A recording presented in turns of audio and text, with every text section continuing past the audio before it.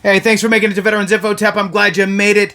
Now is the time because your pay increase is effective December 1st, 2024. What does that mean? That means that either, depending on your financial institution, whether it's a credit union or USAA or Chase Bank, will depend on when you actually get your next payment.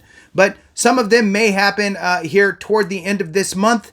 And some may happen at the beginning of January. It just depends on when your financial institution lets them go. For the most part, my guess would be most people would end up receiving their payments here on the 31st of December, most likely, since the 1st is a holiday.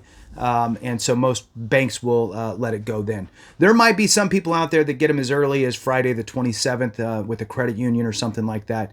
But you must verify that you got the right amount paid based on your disability rating, based on your dependent status, all of that stuff. Make sure you are getting the right amount.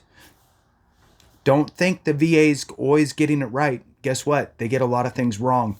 Your pay could be one of them. So with that, hit the thumbs up, subscribe, share with a friend, all that good stuff. I really appreciate it. I'm going to jump into this a little bit. There's also an article that I'm going to just read that just kind of ties it up a little bit into a little bow for you. But wanted to read to you here from the VA's website directly, effective December 1st, 2024. Now, if you have a 10% rating or a 20% rating, you can't add any dependents. That's why it's really important to try to get to that 30% mark, because that's your first real substantial increase. So a 10% rating here effective December 1st is $175.51. A 20% rating is $346.95. Again, you can't add any dependents on there at all.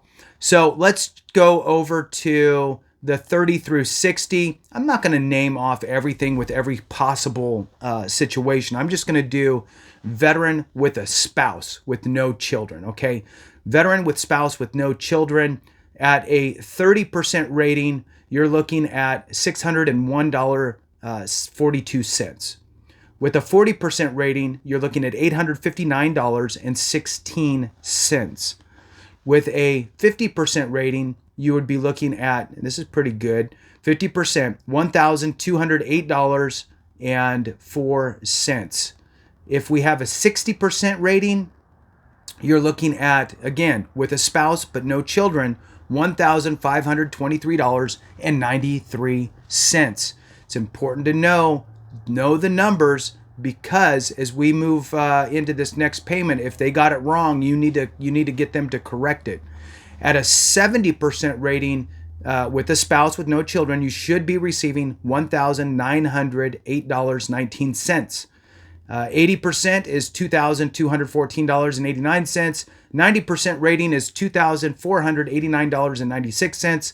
And again, this was with a spouse with no children. At 100%, it is $4,044.91. So important numbers for you to be aware of, and make sure that you share this information with others so they can make sure that they are receiving the correct amount once that payment comes. Now, I do have an article here that I'm going to jump into for you as well. This article was on military.com, and the headline is, "Here is the 2025 pay raise for disabled veterans and military retirees." All right, so military retirees and disabled veterans will receive that 2.5% increase to their monthly paychecks for 2025, thanks to the annual cost of living adjustment, or COLA, tied to inflation. While 2.5% may look low compared to recent years' COLA adjustments of 3.2, 8.7, and 5.9, this is still close to the average of about 2.6 for the past decade. The Social Security Administration announced the COLA increase Thursday. Most government disability and retirement payments are required by law to increase annually by the same amount to account for the rate of inflation. Again, I just read it off of the website for the VA with regard to compensation payments, and that it is actually in effect, effective now, December 1st. The Department of Labor determines the annual cost of living adjustment by measuring the Consumer Price Index, or CPI, a measurement of a broad sampling of the cost of consumer goods and expenses. The CPI is compared to the previous year. If there is an increase, there is a COLA. If there's no increase, there is no COLA. And benefits remain the same. They don't decrease. Military retirees. For 2025, retired military members will receive a $25 increase for each $1,000 of military retirement pension they receive each month. Retirees who entered military service on or after August 1st, 86, and opted for the career status bonus will have any COLA increases reduced by 1% point, so they will receive a smaller increase of $15 per 1,000 in 2025. Survivors receiving survivor benefit plan payments will receive increases to their payments by the same amount as retirees.